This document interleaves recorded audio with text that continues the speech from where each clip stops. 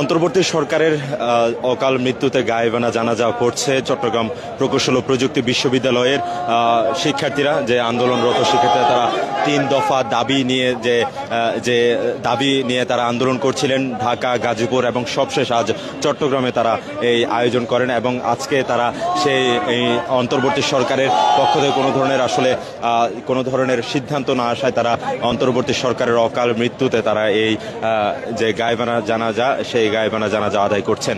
এখন নিশ্চয় দেখছেন যে শিক্ষার্থীরা, চট্টগ্রাম প্রকৌশল ও প্রযুক্তি বিশ্ববিদ্যালয়ের শিক্ষার্থী রয়েছে, তারা সেই গায়েবানা জানাজা নামাজে অংশগ্রহণ করছে। এবং নিশ্চয় সেই দৃশ্য আপনাদের সরাসরি দেখানোর চেষ্টা করছে কালের কণ্ঠের পর্দার মাধ্যমে। এখানে যে অন্তর্বর্তী সরকারের যে চুয়েটের শিক্ষার্থী অর্থাৎ প্রকৌশল শিক্ষার্থীদের যে 3 দফা দাবি, সেই দাবি নিয়ে আসলে সরকারের পক্ষ থেকে কোনো ধরনের আশ্বাস না আসায় এখন তারা সেই অন্তর্বর্তী সরকারের যে দাবি, যে 3 দফা দাবি, সেই দাবির প্রেক্ষিতে কোনো ধরনের